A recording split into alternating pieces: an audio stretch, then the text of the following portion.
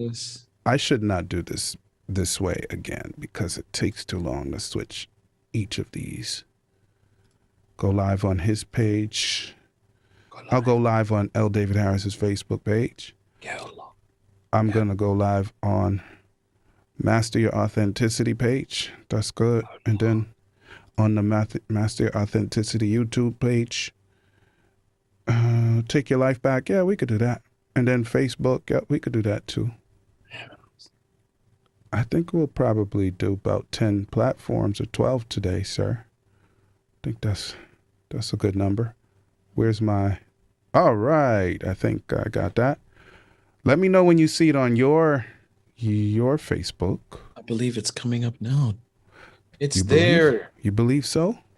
Yep. Let me see if I can get unified chat today, Quest, because I've been telling you that I'm not excited about using OneStream because they can't get this unified chat piece right.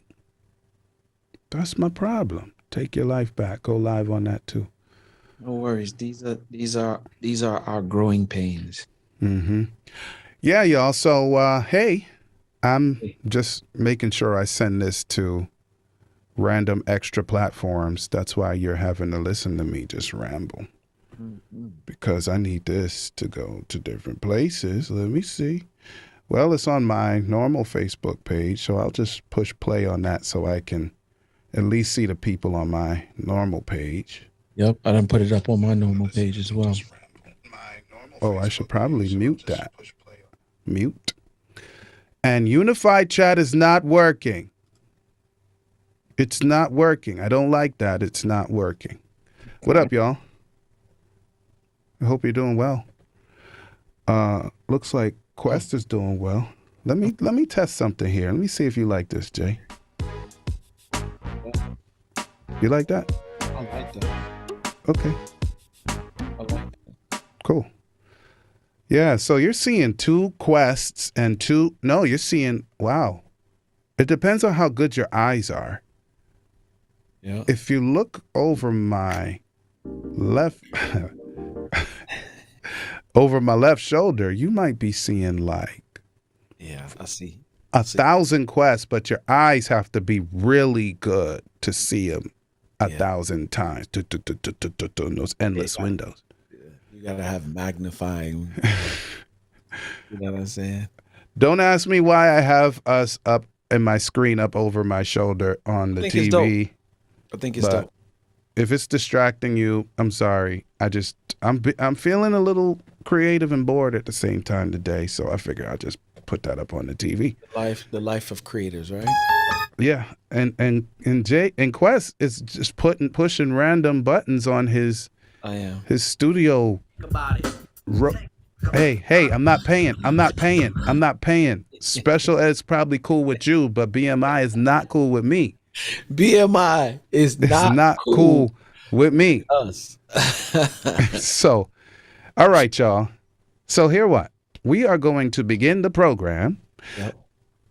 Marriage Ain't for Suckers program officially. I'm not seeing nobody on my page at this moment, but I'm sure they're going to come up. I don't know about you. Oh, there he is. He is somebody. I see Tyrell. Tyrell is in there. Shouts out to Tyrell. Yeah. Muhammad. Yeah, he's the colonel, man. Can I get that from Mr. Muhammad?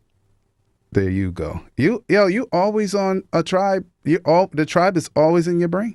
It's all. I mean, it's funny, man. The years that I spent in them studio sessions, bro. Let me tell you something. You can't forget.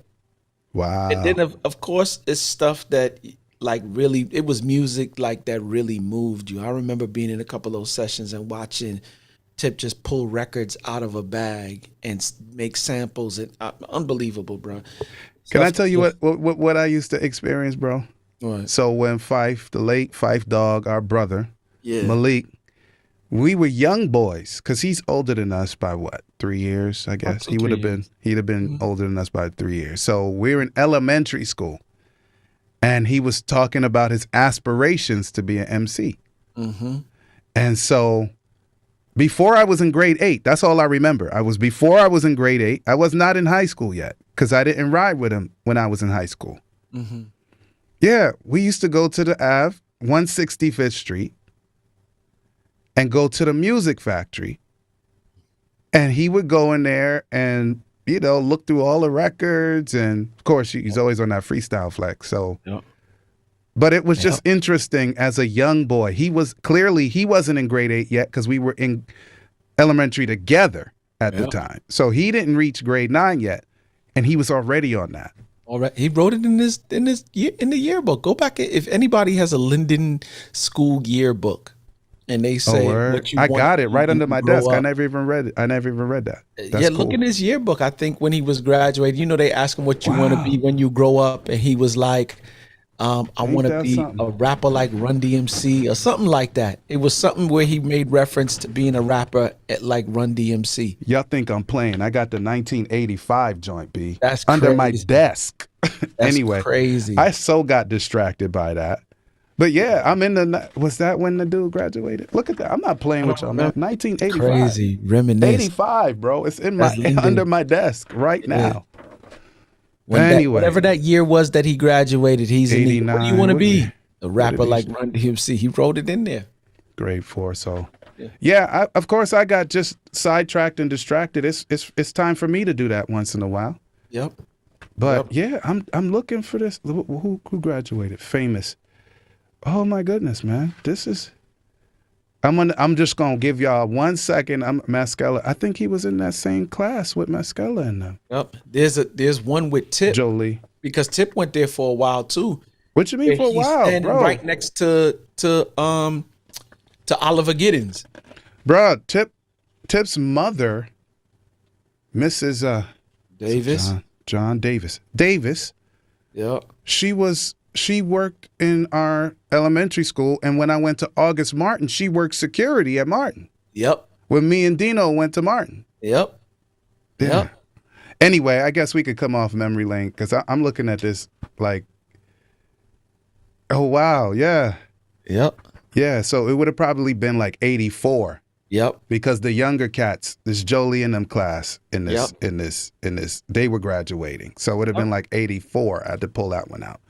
Anyway, yeah, what's up, y'all? So let me stop with the memory lane now. You got me all. Yeah, so I'm gonna hit the button like I said. You know what I'm saying? Let's go. So quiet on the set. I'm gonna do it today. I can do it today, Quest. I should ask you permission. I can do it today? Yeah, you can do it today. Okay. Quiet on the set. Peace, y'all. It's your man Dave with my brother Quest, the man bringing you all things marriage, paying you huge dividends on your investment in time with us. We're talking about love, sex, having children, money, spirituality, life, communication, and anything else to help you thrive and win in your relationships. And guess what? This is grown folks' business. So get ready to make grown-up decisions. You know why? Because marriage ain't for suckers. That's the name of the program. Marriage ain't for suckers. All right, let's get into it. Hey, yo, Quest, it's time to give the people something, man. What we talking about today? What up, y'all? Welcome to another edition of the Marriage Ain't for Suckers. You see it right there, Marriage Ain't for Suckers podcast. Show off. You know what I'm saying? Because mine is sitting in my truck. Carry on. Pardon me. You know what I'm saying? The Marriage Ain't for Suckers podcast. You already know who I am, the host with the most, Jay Quest, alongside my co-host, my man, my man, L. David Harris. You already know. Yo, get him on the mic. And MC. Yo, Quest, what up? What up, man? Guess what? I got it today. Class is in session, man. Let's go. I love it. Shouts out to everybody who tunes in and listens to us across all our many platforms. I don't know where we are in terms of the viewing. Yeah, it's crazy. You know what I'm saying? It's crazy. I think I put it on like 11 platforms, but I didn't count them. I was just ticking them off. Like which one, 1, 2, 3. I just ticked them off, bro. I'm scrolling through. Let's go. Yeah. So we got Apple Podcasts, iHeartRadio, all of those. You already know it. You know what I'm saying? Like all of them right there. So yeah, shouts out to everybody who's listening. Do us a favor. If you're listening and you like the information that we present here at Marriage Ain't for Suckers, leave us a review. We'd love to get those review numbers up. And it's always a pleasure to be able to sit here with my dude, man, and discuss this thing that we're very passionate about called marriage. Yeah. How's things? You already know how this go. What's cracking on the island, man? Yeah, we good, man. We good. We are GOOD in Jamaica land we love. Yeah. Life is life. I see you over there, man. I see you over there, Quest. But last week we didn't come on because listen, I'm getting ready. I'm already showered. Yeah. I'm already, just kind of cooling out and getting ready to come in here to get ready.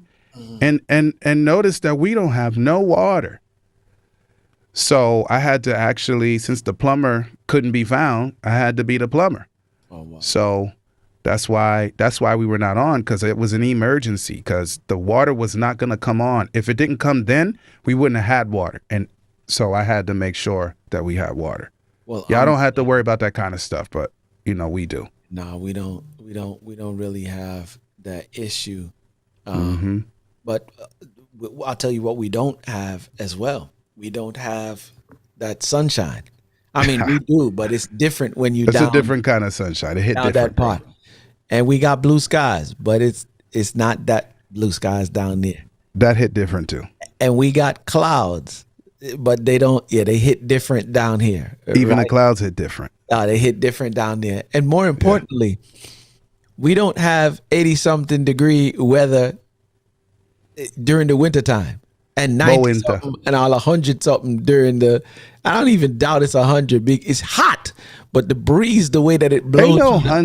Ain't no 100 Fahrenheit in Jamaica nowhere. None. No time. I don't care where you are. Something, but even your hot Bay is gonna reach.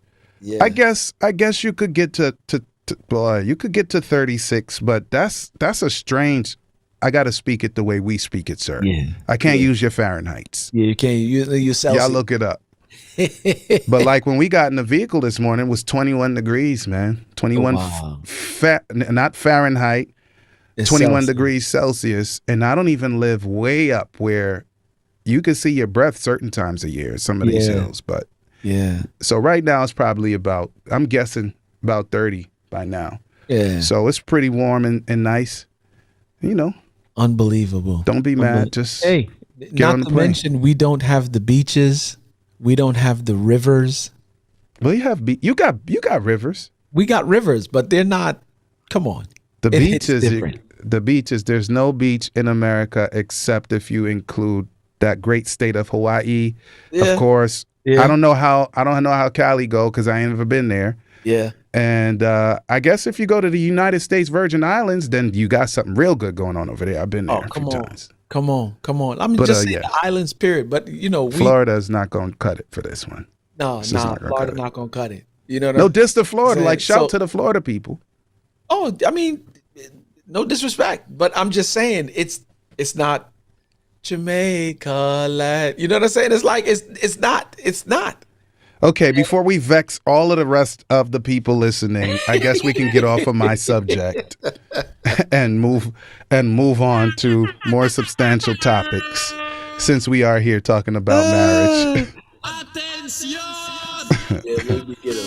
Hey Quest. Yeah. Y'all know why I call him Jay, right? We go way back. So if I we say go way Jay, back. don't think I don't know who I'm talking to. I know I'm talking to the brother right there. That's my We man. go way back. So listen, I didn't set it up properly on my screen, but you can see this. I'm gonna scroll it. I'm gonna scroll it slowly so y'all can see Quest's book. Click the cover to purchase come on. now. Quest for Faith, the journey Yeah. to experiencing the phenomenal marriage that you deserve. Deserve. Yeah, it's That's out. by J. Quest Green right there. Forward by Dr. Eric Thomas. Yes, indeed. Yeah, man. It is, man. Exciting. So I'm excited, but it's gonna be a lot more because I don't want to let the cat out the bag, but Sir David Harris is working on a little something. Yeah, and- there may be something down there. There Yeah, may you be know something what I'm down saying? there real. 7, not 1, not 2, not 3, 4, or 5, or maybe even 6, but 7. Yeah. biblical. You know what I'm saying? It's going to be keys and tips, man, to help y'all navigate and strategies to help y'all get through this. And for those of us that are believers, it's dope that you can have biblical reference to, you know what I'm saying, strengthen what it is that we talking about. So I can't wait. Yeah. And if you are anyone, like ask anybody who has been at any conference or seminar that David or I have done, and they will tell you. And then when we together in the same place, it's explosive. We got to do that, man. So when y'all go to marriageaintforsuckers.com, you can go down to that form that says in-person event request. We almost got an online one the other day, Quest, but it's not going to work out this time. But listen, get us in the room. Get us in the room. I hate to say I promise you, because it's like a bunch of people saying I promise you.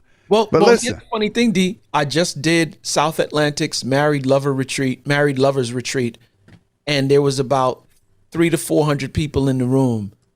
And here's how, let me tell you, man, praise God for a lot, for real, just for blessing me to be able to do what I do, right? The feedback that came back from that weekend was unbelievable. 2 couples walked up into church on Sabbath, right, D? Mm-hmm. And they were like, wait a minute, you Quest. I was like, you Quest. Right? And I was like, I know you. You were at the retreat this weekend. They were like, let me tell you something. We've been going to that retreat for years, and it was never as good as it was this weekend. I was like, well, praise God. Those are the confirmations that let me know. Like, it's dope when I do it for Dolo, but when me and D get in the room, listen, I have a feeling we're working on some joint coaching programs. That's I don't. I said, yeah. If you want to say it, D, you can. I ain't mad. We are J. Quest Green, L. David Harris. We're working on, and that's at minimum because we are indeed married to wonderful women. Mm-hmm. Keep the Faith. That is Faith Green and Simone Harris. Listen, me in the middle. So we are working on currently, like actively, and it's not in no embryonic stages. Like, we're working on different coaching programs that absolutely will revolutionize the experience that you have in marriages. So listen, don't play. We not playing. I can't wait. Yep. So D, let's jump off in this thing today. Okay. Shouts out to everybody listening, but I wanted to touch this topic because it's something I believe that's becoming increasingly common in our society. And it's important to understand the potential risks associated with it. It's this idea of getting married for status or anything other than what marriage was supposed to be, for love, right? And for the purposes of enhancing the life of the person that you are, like for real, D. Faith's life should be enhanced simply because I'm in it. Pause. My life should be enhanced simply because faith is in it. Ooh. However, there's 4 different things that I was focusing on when I was having this. Well, 4 different things that I took notes on when because while we were having the conversation, I was like, okay, I need to write some of this down because if I don't, I'm going to forget it altogether. Right. And so one of the things that I want to go to firstly is the fact of the danger behind getting married for status, right? Because it involves entering into a relationship that is not based on love or genuine affection. I'm gonna say it one more time, and I'm not talking about surface love. I'm talking about like that deep kind of love. Of course, it starts surface, but as the years go by, it should get deeper and deeper. And so sometimes when you do it for status, it's not based on that kind of love or genuine affection. Instead, as a matter of fact, it's based on a desire to gain social or financial status. All right. Oh. And so this, in talking about it with my boy, can lead to a very unhappy and unfulfilling marriage, as the couple may not have a strong emotional connection, a strong spiritual connection, right? A strong mental connection. All the connections that we need are not going to be there simply because status or financial you know, is really what the focus is. So, I mean, talk to it, D. Yeah. So there are a number of ways for people to do it. Like, I know a few. Yeah. One is like I'm hearing Quest saying, we talked about it, of course, but when, person X marries person Y because person Y has quote status. Mm-hmm. Person Y is not necessarily aware of this. Mm-hmm. So that's one way. I know of two other ways. There are more, but two other ways that I'm thinking of now. One situation I knew back in the day where a politician a politician married a woman just because, and they both knew. So they were aware. They were both on board, but they got married in order to further the politician's career as a politician, because that politician wasn't. This is not something I read in the news. I'll just leave that right there. Yeah. This politician was a bit more interested in being married to the person than a man on the moon. Mm-hmm. But to further the career, that was the whole situation. And so, well, that didn't work out. And then another situation where a young guy is having sexual relations with a married woman. Lord have mercy. I said married woman. All right. Well, for whatever reason, the married woman decides whatever in her mind was great about that situation, and she propositions the young guy. She wasn't like a cougar or anything. So when I say young guy, both of them were young, but she was older than him. Mm-hmm. All right. So she said, all right, I want the young guy to be for me only. Wow. Even though she's committing adultery because she's married, and she goes up a notch and says, I'm going to buy the young guy a home to live in. So now the young guy is supposed to be kept by this married woman. And the rest of that story ain't nobody's business. But I'm just saying, like, that was a thing. And so what in the world? Like, does he take the bait? Does he say no? Like, so you mean you're going to take care of the guy so you can have him for yourself, but you're married to a dude? Like, how'd that work? But here's the thing that immediately comes to my head, and I think we spoke a little bit about it earlier on, D, is that one thing you cannot get away from is character and integrity. Mm-hmm. Right? You can't get away from it. Good, bad, or indifferent. Whoever you are is who you are. And whoever you are is going to shine out. That's why when we always talk about making adjustments and becoming a better husband or a better wife, talking within context, of course, or whatever you want to do in life, right? It's an inside job. In other words, it has to be done from the inside out. It's about unilateral movement, right?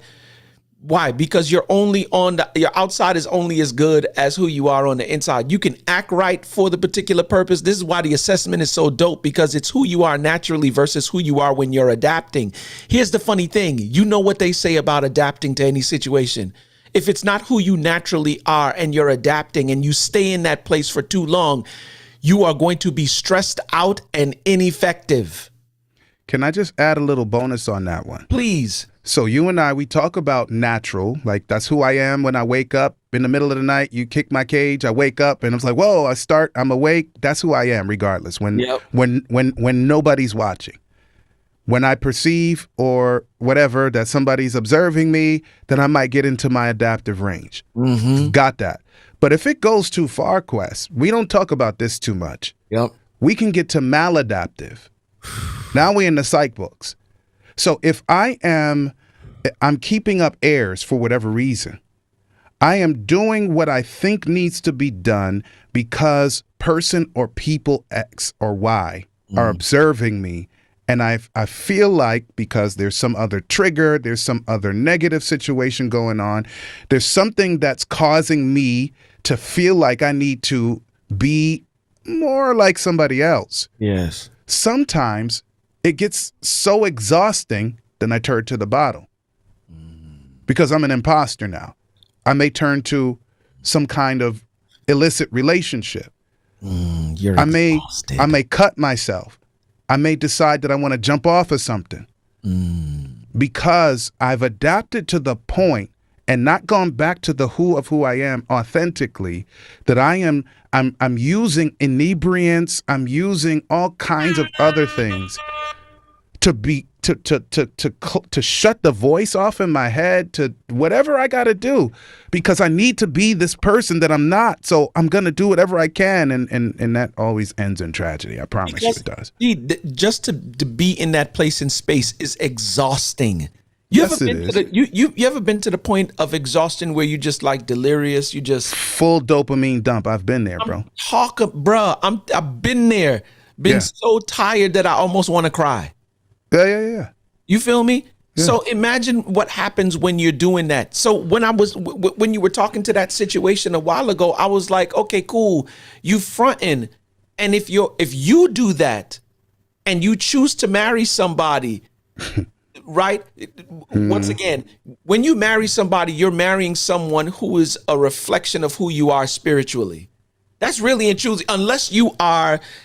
If you are in that situation that you talked about a while ago, there's no way that your decision can be Christ centered. It can't be. You mean with the adultery thing? Yeah, with the adultery thing, because I'm thinking, Of course not. if you taking a Yeah. 19-year-old and you banging him out and you married to another man, you feel me?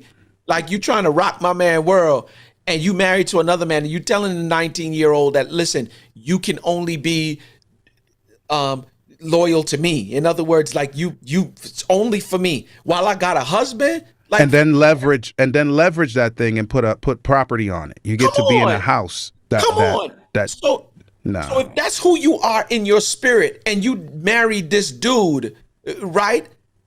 Right, and who you marry is a reflection of who you are spiritual. The chances are great that he's probably the same way too. So he may have somebody on the side. Oh, come on. So what happens now when he brings something to her and she brings something to you? Everybody gets sick and dead and diseased and mashed up in their brains, and yeah. Okay, all right. So once again, whatever the reasons are that you are married, it's not for the purposes of love, Or commitment, right? And if it's not that, then okay, good. So let's stay within the context now of the whole idea of, you know, marrying for status, right? Or I mean, marrying for financial or social status, whatever the status is, right? Right. It could be for sexual status, in terms of just having your whatever the status is. So here's the second part to it, right?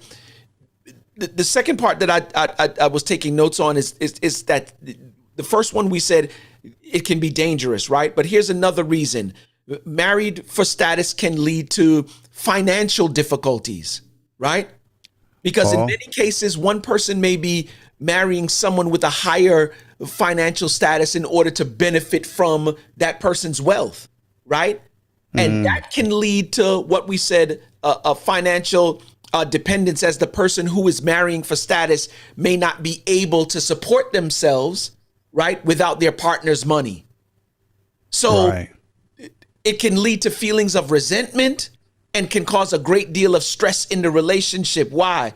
Because when you work for something, you treat it differently than when you didn't have to work for something. You know what I'm saying? Like, I see what happens. This is the reason why we do coaching sessions and what we do in terms of all of our stuff. They are paid services. Why? Because right. if it was ministry and we just did it without, then you just treat it frivolously. You're not going to do the work that you're supposed No to do when we investment. give it to you. But when you invest money like this, you're harder. You work for this. Yeah. You're going to It's treat true. it money when you're investing. You know what I'm saying, D? Thoughts? Yeah, and pause. There are a lot of people who are trying to kind of wiggle out of it and be like, "No, that's not true. You don't know me." And I'm like, "Yeah, we got data, man." Come on. From me, I'm talking about me personally. Like from the early '90s, I have seen where when people don't invest in whatever the positive thing is, take it for granted, and then completely fall off. Not just take it for granted, but then just drop out completely.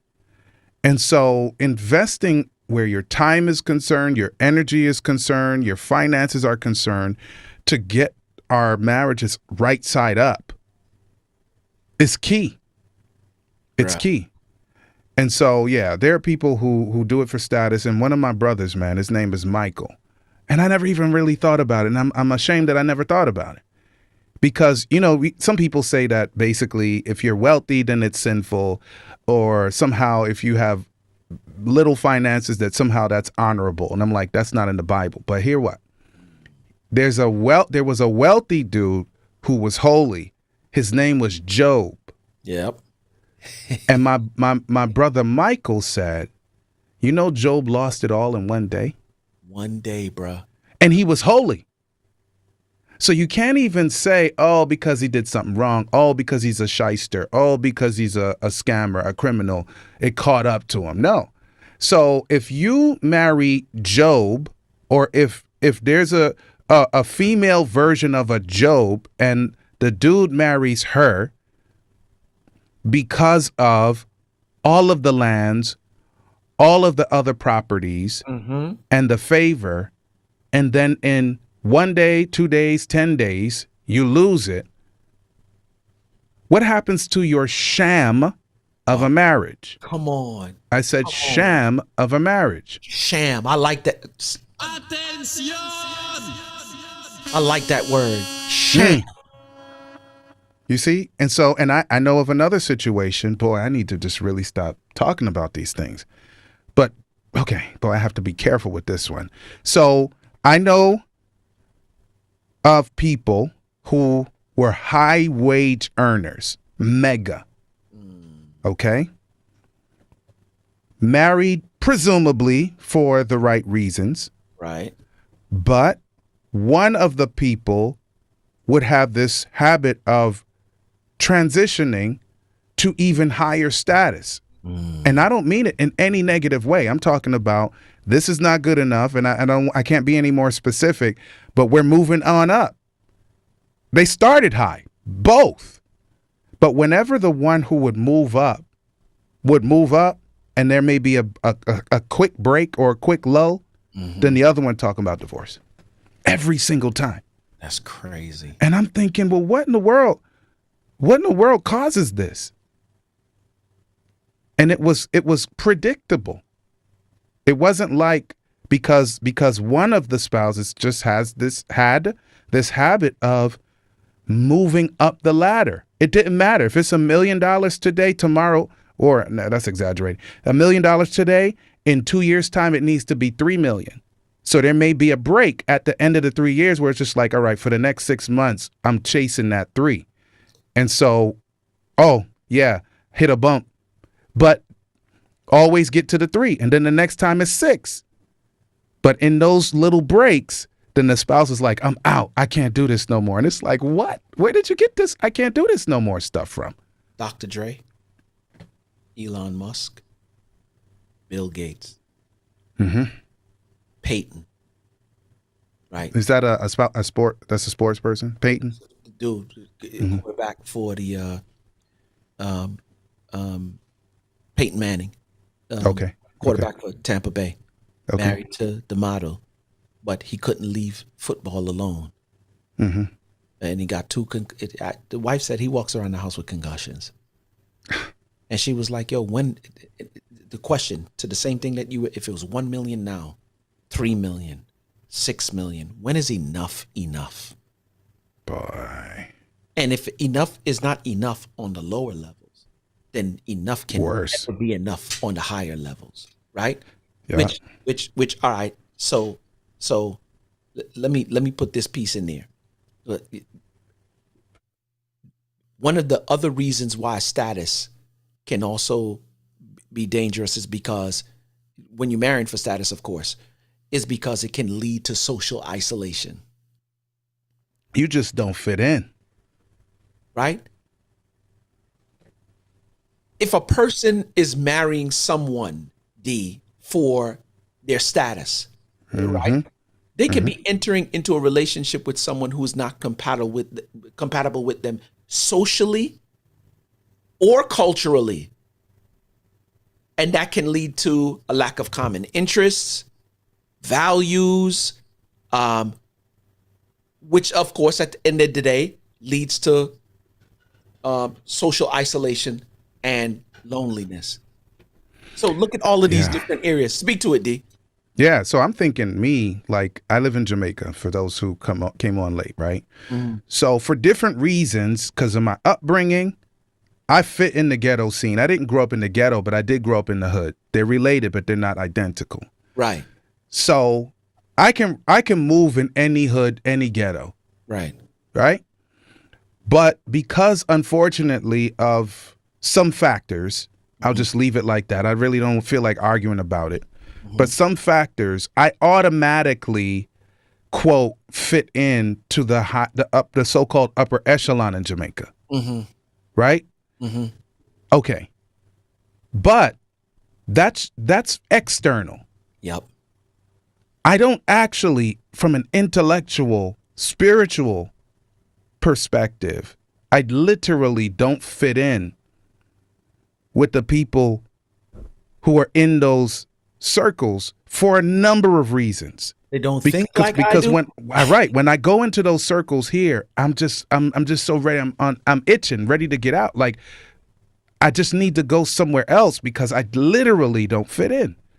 So imagine now you married into it because you wanted the financial or the external visual, but then now you have to be at the dinner parties.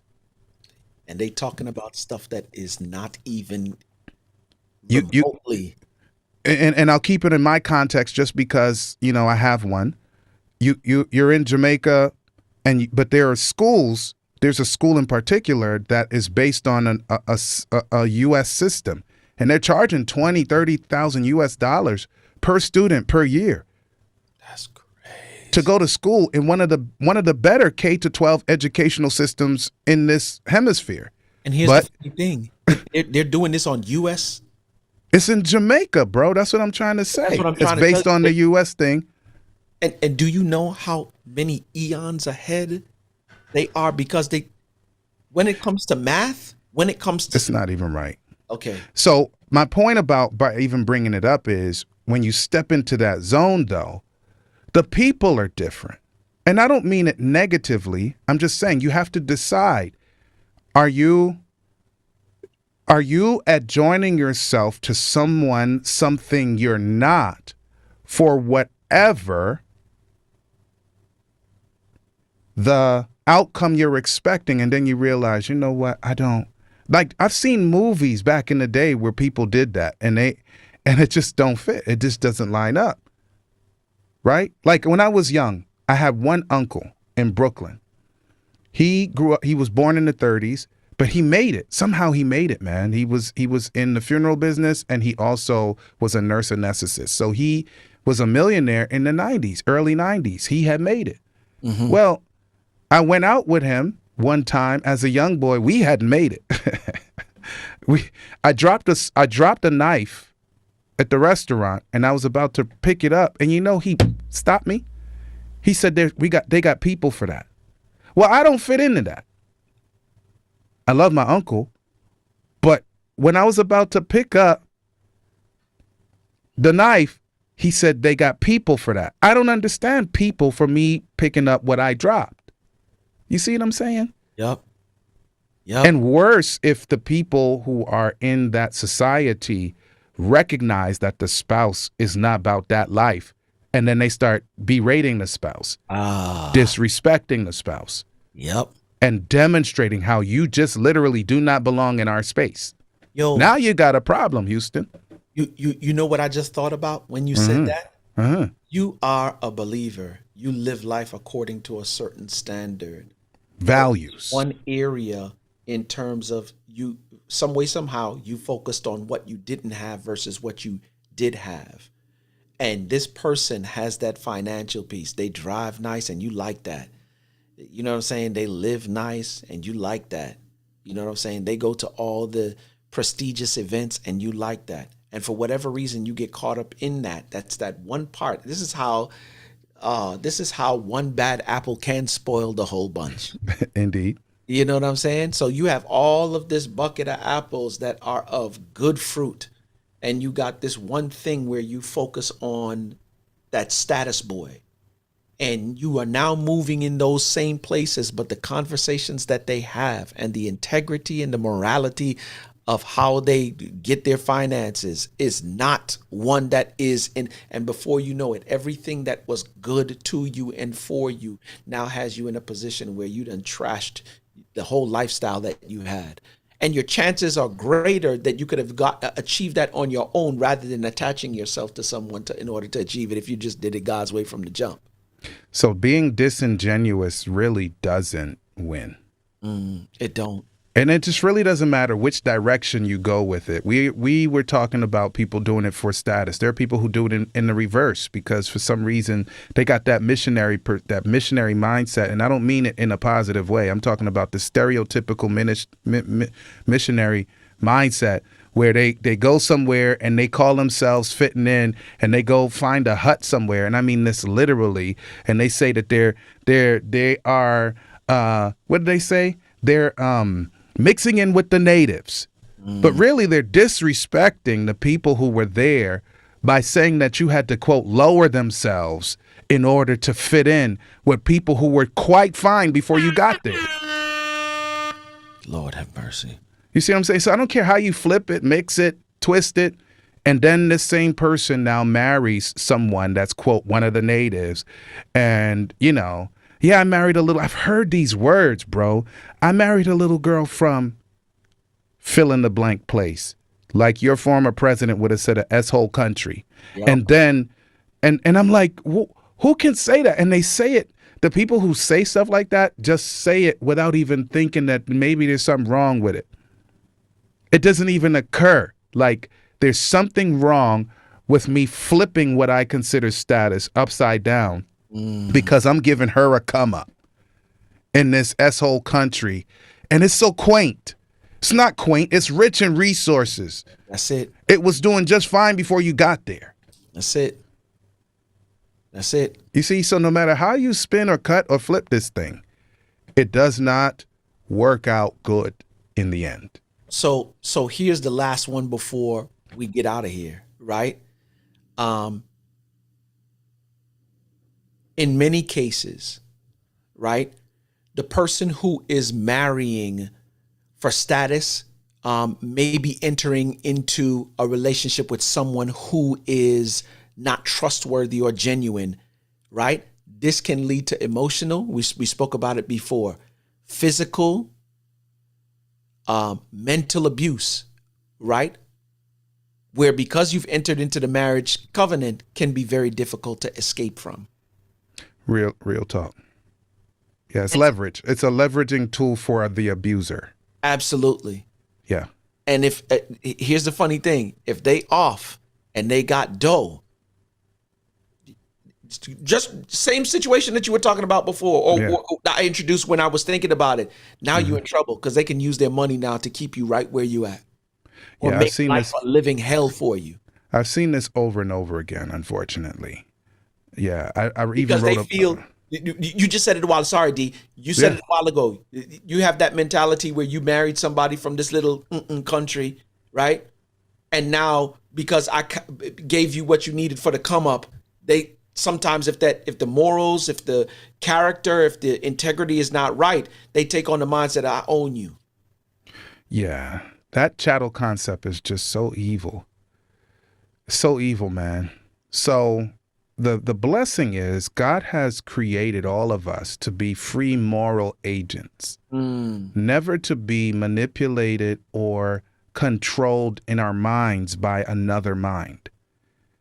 Right? And therefore, when we make decisions for marriage, it should be based on principle. I'm not going to tell you which principles, but you know what the word principle is, P-L-E. Look that up, principle.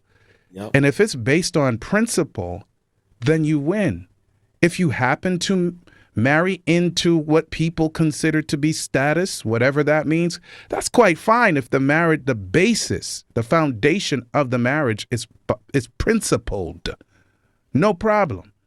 But if it's for the purpose of what you consider to be status, you're looking in for a really painful, hard ride, and it's not going to end pretty. Good word.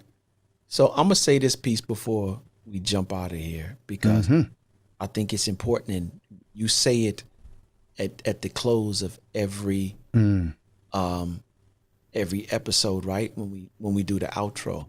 Yeah. And I think it's important to enter into a marriage based on, as you say, mutual love and mutual respect, rather than for social or financial gain. Why? Because by doing so, couples can build a strong, rock solid, and fulfilling relationship that will stand the test of time. Wow. Because that's really what it's built for, right? For richer or for poor, sickness and in health. You know what I'm saying? Until death do us part. It was created to stand the test of time. It was built for life. Well, you have to build it for life. So y'all already know, from shaky to good, good to great, we want phenomenal. You already know. There you have it, y'all. I hope you've enjoyed your time with us.